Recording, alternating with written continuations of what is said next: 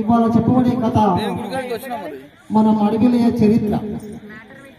మడిగిలే చరిత్ర అంటే ఇది గట్టు కాన్నో చెట్టు కాన్నో పుట్ట కాన్నో వచ్చింది కాదండి. మన బొమ్మరపులో రచించిన భాగవతం ఇది పటము. ఈ పటం చెప్పే వాళ్ళకి పడవాలి. ఈ కథ స్టార్ట్ చేస్తున్నాము. తెలిసిన వాళ్ళకి తెలియవచ్చు, తినేవాళ్ళు తెలియకపోవచ్చు. తెలియకపోతే అర్థం చేసుకోవాలి.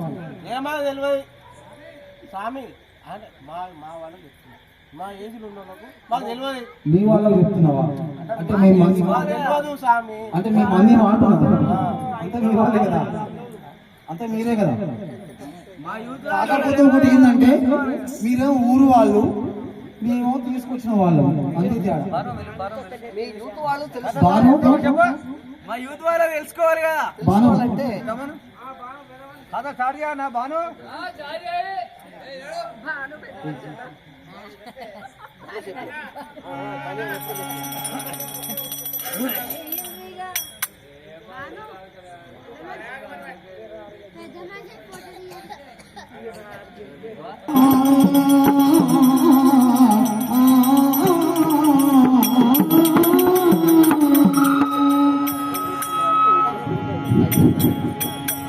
రామయ్య సీతారా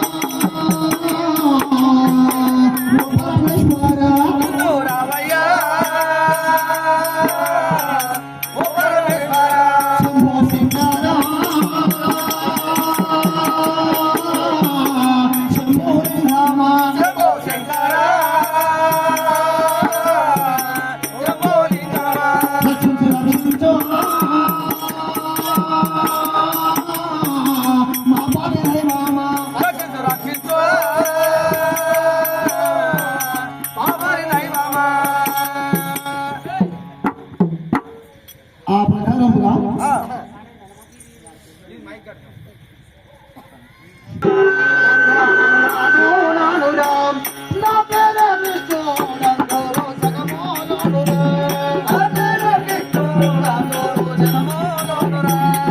చెప్పులు కట్టే కదా అటు పైన అటు ఇచ్చినావు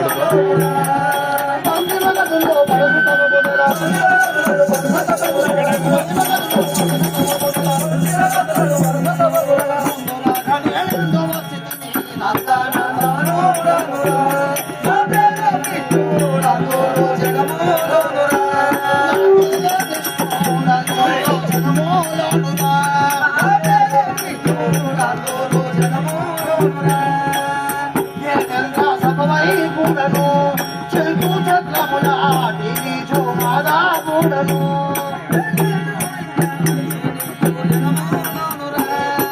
యాముగనుగుల కాకుడు తమ్ముడా యాముగనుగుల కాకుడు తమ్ముడా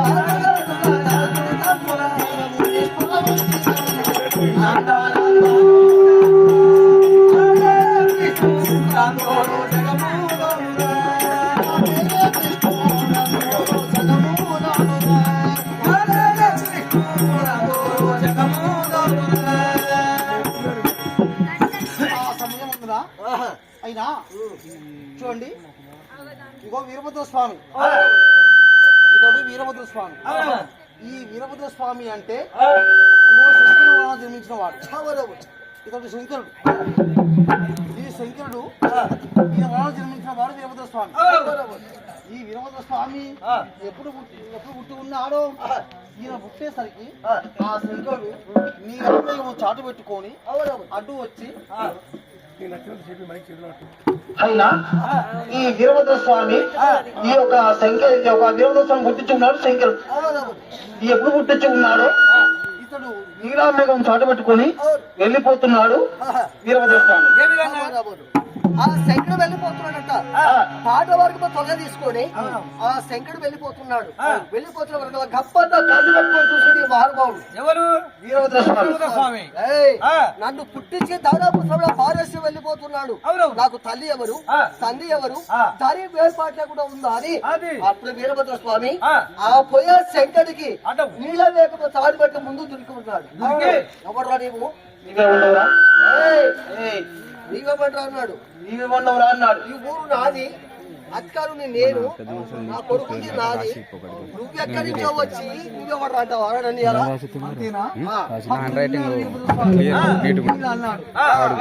అయినా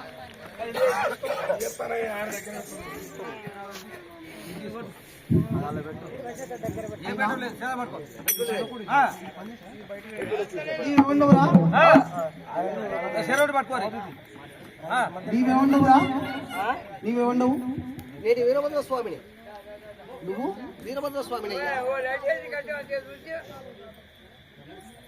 చూస్తున్నా బావా నా పేరు వీరా మహేశ్వరరావు శంకరుని శంకరుడివా అవునవును నానా నీవు నాకు శంకర బలంగా నువ్వు నాకు తండ్రివి కావాలి అయినా నువ్వు ఎక్కడికి వెళ్ళిపోతున్నావయ్యా నేనా చూడు కుమారక అయినా నీవు నా యొక్క సముద్రంలో పుట్టుకున్నావు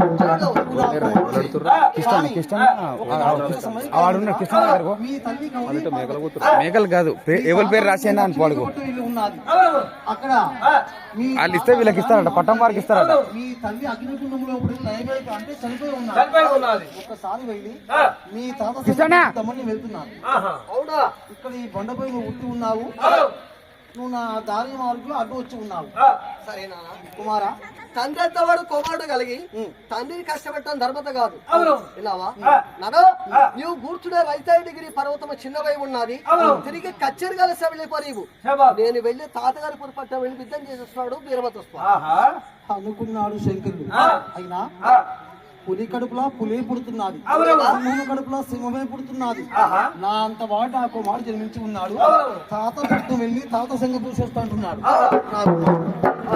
వాడు పుట్టి ఉన్నాడు మగ పక్షులు ఆరలేదు అయినా నా కుమారునికి ఈ కాస్త దీవించి పంపుతున్నాను అని చెప్పి అంటున్నాడు అస్కాభాడములు ఆ శంకరి గడ ఉండబడే విస్తాలు ఆ వీరభద్ర స్వామి హస్తానికి ఎలా తీసుకున్నాడు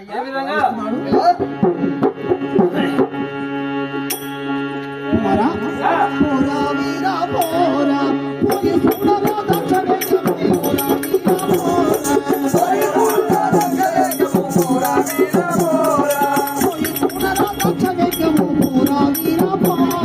పోయి చూడరా దక్షిణ పోరా వీరా పోరా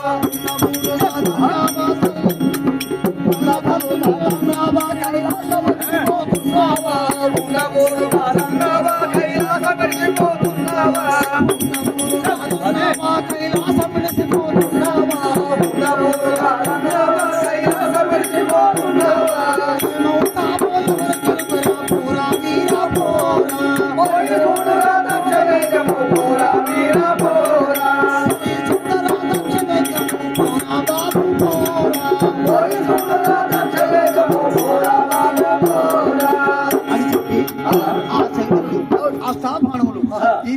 ఆ యొక్క వీరభద్ర స్వామి మనోడికి అస్తముందు ఇచ్చి ఉన్నాడు. ఇక్కడనే కూర్చో. ఇక వెళ్ళమన్నాడు. అన్న బ్రదర్ కొంచెం ఇక్కడ నుంచి అయితే నీట్గా వస్తుంది. గయాసులము బలభద్ర ఆయుధము అవన్నీ వీరభద్ర స్వామి హస్తంలో పెట్టి శంకరి కాలు కూడా విస్తము తీసి వీరభద్ర స్వామి కంటమంది కట్టి ఉన్నాడు. నానా పాలివాడ పగవాడ చతుడా పుత్ర భాగముడా ఎవరైనా గాని నీ అస్తమే పైగాక పగవాడి అస్తమే కిందుగాక అని లాభాడ వెళ్ళి సేపడనబడి వీరభద్ర స్వామిని దీవించి పంపిస్తుంది శంకర్. ఆ శంకుడు ఎప్పుడు ఇచ్చి ఉన్నాడో ఆ వీరభద్ర స్వామి ఆ తండ్రి ఆ తాత ఉండి రక్షించబడ్డాడు. ఎలా పోతున్నాడు?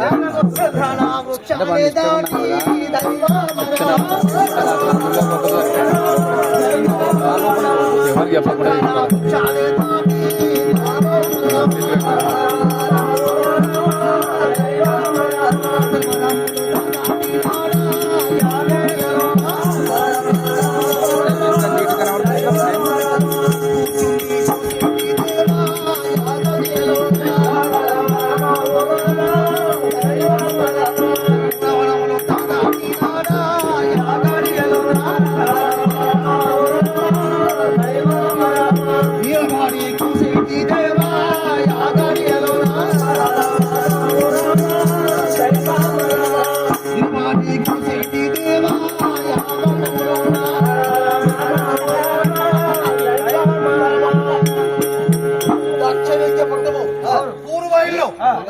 అనగా ఊరు బయటకు వచ్చాడు. ఊరు బయటకు వచ్చి ఉన్నాడు. ఊరు బయటకు వచ్చి చూస్తున్నాడు వీరభద్ర స్వామి. ఏం చేస్తుండో వాళ్ళని ఎవరు చూస్తున్నాడు?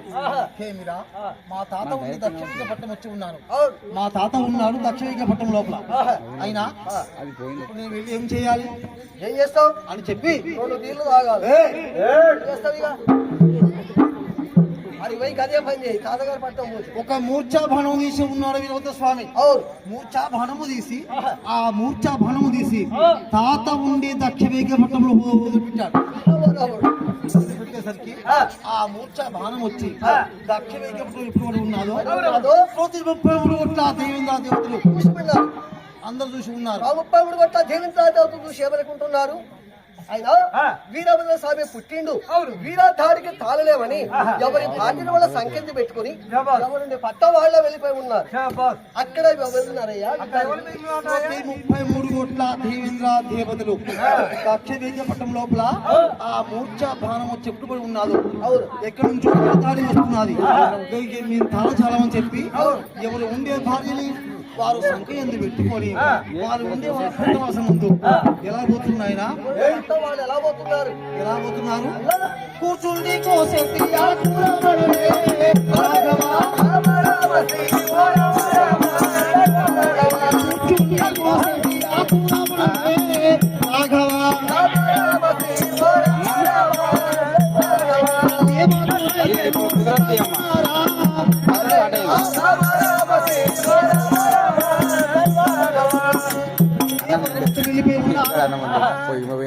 దక్షిణ పట్టం లోపల ఇక వీరభద్ర స్వామి మీద యుద్ధం చేద్దామని చెప్పి ఎంతమంది ఉన్నారు? కాలదేవుడు ఉన్నాడు. వీరభద్ర స్వామి యుద్ధం చేద్దామని కాలదేవుడు ఉన్నాడు. ఇంద్ర దేవేంద్ర మహారాజు ఉన్నాడు. దక్క బ్రహ్మ బిడ్డ చిన్న బిడ్డ శని బాలికాదేవి ఉన్నది.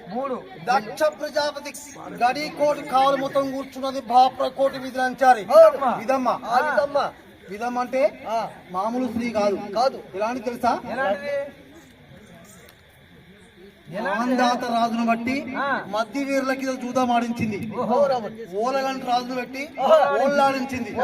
ఇదే శంకరునికి కపాలమనగా చిప్ప అష్టానికి ఇచ్చి చేతికిచ్చి గురువంట గురుభిక్ష మితిచ్చి మాయ విధమ్మ. ఈ గడి కోట కావలు కూర్చున్నది. ఇతడు దక్షుడు ఉన్నాడు. ఇంతమంది ఉన్నారు యుద్ధానికి. ఫస్ట్ ఎవరు చేస్తున్నాడు? అందరికంటే పెద్దవాడు ఇంద్ర దేవేంద్ర మహారాజు ఉన్నాడు. దేవుడు ఏమంటున్నాడు? వీరభద్ర స్వామి అంటే మహా వెరుస్తున్నావు, మహా భయపడుతున్నావు, నా కత్రే తామల మీద యుద్ధం చేసి వస్తున్నాడు. అయినా దేవేంద్ర నువ్వు వీరభద్ర స్వామి యుద్ధం చేస్తామంటున్నావా? అవును కదా. నువ్వు ఎలా చేస్తావు యుద్ధము? ఓహో, నేను యుద్ధం ఎలా చేస్తాను అడుగుతున్నావా? చేస్తావు యుద్ధం అంటున్నాను. నేను యుద్ధం ఎలా చేస్తానో తెలుసా నీకు? నేను పట్టేది వచ్చిన ఆయుధము. నేను ఎక్కేది తెల్లని వేడిగా. ఐరావతమనంగా వేడిగా. ఆ వేడిగా పైన వెక్కి ఆ వీరభద్ర స్వామి దగ్గరికి వెళ్తున్నాను. వెళ్ళవరకల్లా ఆ వీరభద్ర స్వామి ఎట్టుకున్నా గానీ వేడిగా మీద పోతే ఆయన కోపమే వస్తుంది. నా మీదకి వస్తాడు. నా దగ్గర ఉంది చంద్రాయుధము. ఈ ఆయుధంతో పొడిచి వస్తున్నాయ్యా. అలాగా దేవేంద్ర నీవైనా ఈ యుద్ధం సాధించి తీసుకురాపో అని చెప్పన్నాడు. వెళ్ళు వెళ్ళవరకల్లా అప్పుడు కత్తిరే చార్మలను తీసుకుని ఏనుగపై కూర్చున్నాడు. అలాహాయుధం తీసుకున్నాడు, అంటే వజ్రాయుధం తీసుకొని ఎలా పోతుంది ఆయన? చందాన వృక్షాలే దాటి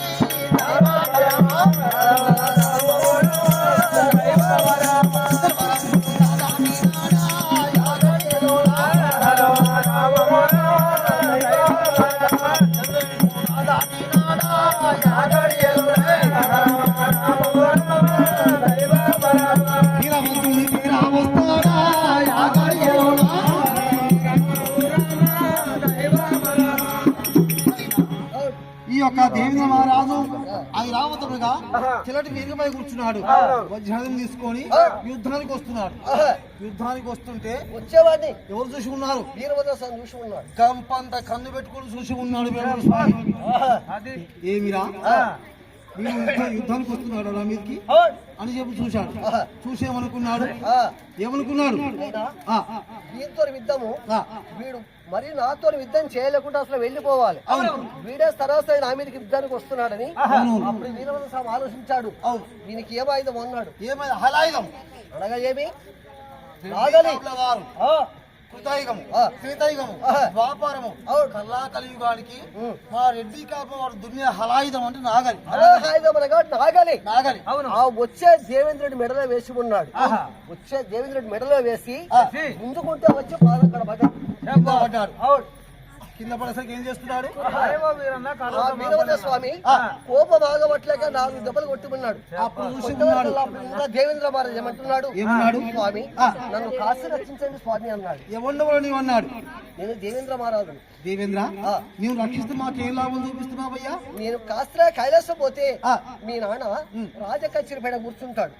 రజతాయనగిరి పర్వతం మీద మీ నాన్న కూర్చుంటాడు. నేను ఆయన కాడ రాకపోతే గుమస్తగా పనిచేస్తా స్వామి. దేవేంద్ర తరులు కైలాసం ఉన్నాడు. కైలాసం వెళ్ళిపోయి ఉన్నాడు. కైలాసం వెళ్ళిపోయి ఉన్నాడు దేవేంద్ర మహారాజు. ఉన్నారు గాడిదేవుడు లేచి ఉన్నాడు. ఏమంటున్నాడు? మామయ్య వీరభద్ర స్వామి అంటే మహా విరుస్తున్నావు, మహా భయపడుతున్నావు. నా కత్తిరే తామడపై యుద్ధం చేసి వస్తున్నాడు. గాలిదేవా నువ్వు ఎలా యుద్ధం చేస్తావయ్యా? నేను యుద్ధం ఎలా చేస్తున్నావు తెలుసా? చెప్పు. నాకు 4 అస్తములు ఉన్నాయి. ఈ 4 అస్తములు విసురుకుంటా వెళ్తున్నాను. వెళితే భూమి పరుగులేసిన గడ్డపాళ్ళ కాడి నుంచి వెళ్ళి చిలక పాలల కాడి నుంచి కూడా పైకి వస్తాయి.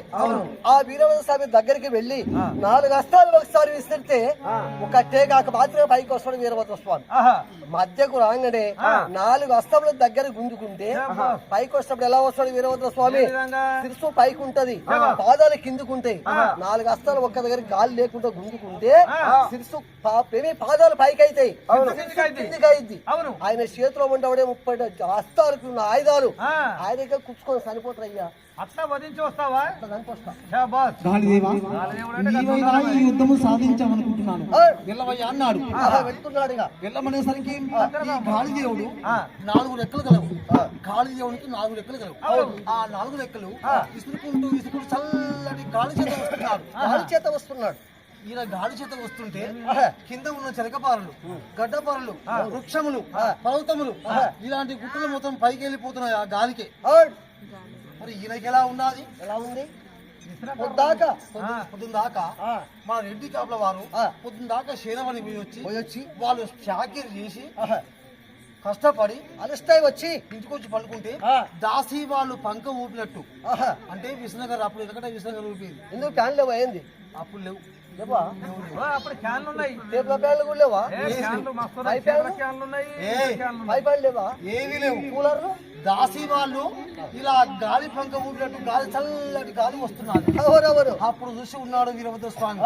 ఏమిరా ఒక చేత వచ్చేవాడు మనకు చుట్టమైతున్నాడు, అయినా ఇటు పక్క చేత వస్తున్నాడు అని చెప్పి వీరికి ఏమాయుధం కాపులా చేతిలో ఉండేది కొత్త కోలాల బట్టే ఒల పగ్గము ఒల పగ్గం ఉన్నది అయినా కొత్త కోళ్ళ వ్యవసాయం వేనప్పుడు ఒల పగ్గం ఉన్నది ఆ వచ్చే వీరభద్ర స్వామి ఆ రెక్కలకు ఆయనకు 4 రెక్కలు గలవు బాలదేవునికి 3 రెక్కలకి వేసి ఎలా పిలుస్తున్నాయి ఎలా పిలుస్తుందో పటా పటా అని చెప్పి రెక్కలైన విలువ సాగేనా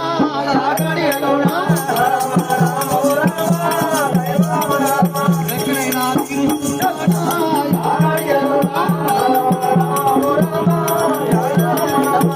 దేవుడు కౌలా చూసేనా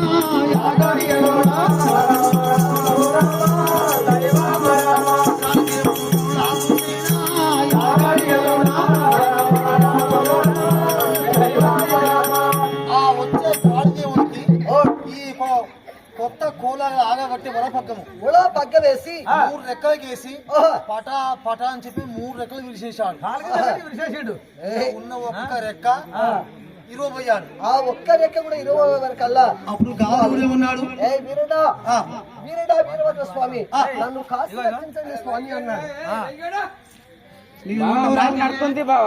నేనా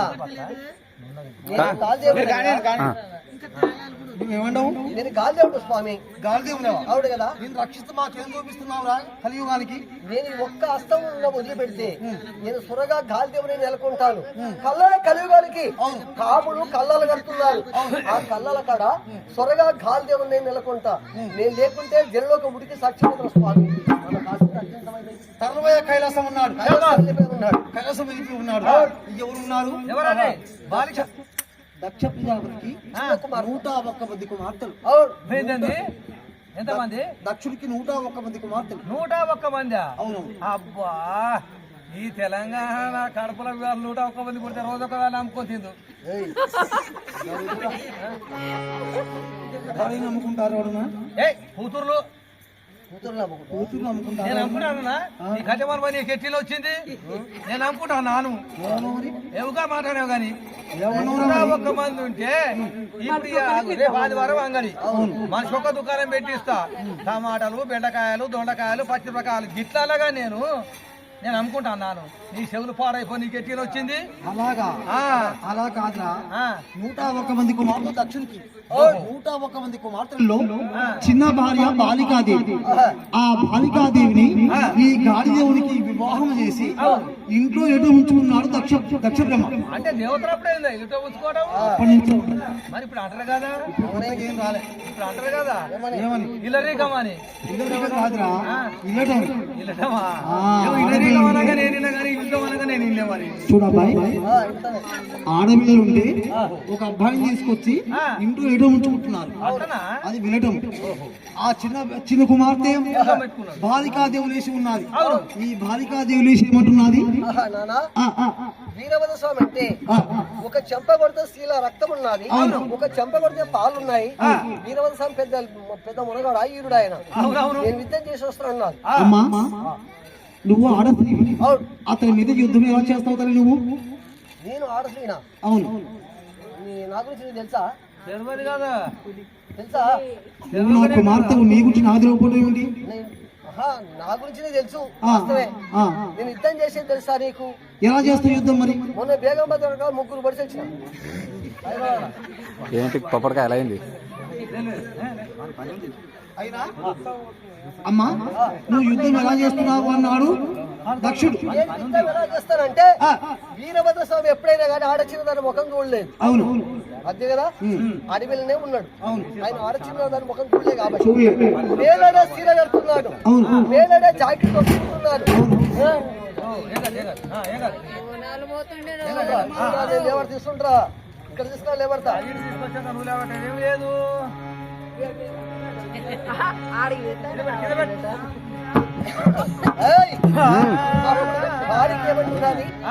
మేలడే చీర కట్టుకుంటున్నాను మేలడే జాకెట్ తొడంగుకుని ఆ వీరవత్సవం ముందల నుంచి వెళ్ళి పడుతూ లేస్తూ పోతాను భయపరకల్లా అప్పుడు వీరవత్సవం ఏమనుకుంటాడు ఎక్కడి నుంచో రంభా ఊర్వశి మేడగా తిలోత్సవం వస్తుందని నన్ను ఆలింగనం వస్తాడు ఆలింగనం చేసుకోవచ్చినప్పుడు నేనేం చేస్తానని తెలుసా నా రుల్లా